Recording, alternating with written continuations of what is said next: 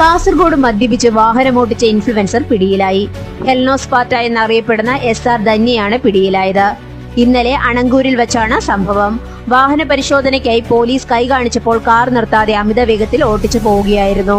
കാറിനെ പിന്തുടർന്നെത്തിയാണ് പോലീസ് ഇവരെ പിടികൂടിയത്. ബന്ദിയോട് ഭഗവതി നഗറിൽ വെച്ചാണ് പോലീസ് ധന്യയെ പിടികൂടിയത്. പിന്നീടുള്ള പരിശോധനയിൽ മദ്യപിച്ചതായി കണ്ടെത്തുകയായിരുന്നു. മലയാളികളുടെ പ്രിയപ്പെട്ട യൂട്യൂബർ ഹെലൻ ഓഫ് സ്പാർത്ത എന്ന ധന്യക്കെതിരെ മദ്യപിച്ച് വാഹനമോടിച്ചതിന് കേസ്. കാസർകോടാണ് സംഭവം. പുലർച്ചെ 2 മണിയോടെയാണ് വിവാദത്തിലേക്ക് നയിച്ച സംഭവം നടന്നത്. അണങ്കൂരിലെ ദേശീയപാതയിൽ അപകടകരമായ രീതിയിൽ കാർ നിർത്തിയിട്ടതായി ശ്രദ്ധയിൽപ്പെട്ടതോടെ പോലീസ് വാഹനം പരിശോധിക്കാൻ ശ്രമിച്ചു. എന്നാൽ പരിശോധനയ്ക്കിടെ കാർ അവിടെ നിന്ന് ഓടിച്ചുപോയെന്നാണ് റിപ്പോർട്ട്. പിന്നീട് മംഗൽപാടി ബന്ദിയോട് ഭഗവതി നഗറിൽ വച്ച് വാഹനം വീണ്ടും പരിശോധിച്ചപ്പോഴാണ് ധന്യ മദ്യലഹരിയിലാണെന്ന് കണ്ടെത്തിയതെന്ന് പോലീസ് പറയുന്നു. തുടർന്ന് വാഹനം കസ്റ്റഡിയിലെടുക്കുകയും മദ്യപിച്ച് അശ്രദ്ധമായി മനുഷ്യജീവന് അപകടമുണ്ടാക്കുന്ന അപകടത്തിൽ വാഹനം ഓടിച്ചതിന് ധന്യയ്ക്ക് നോട്ടീസ് നൽകുകയും ചെയ്തു.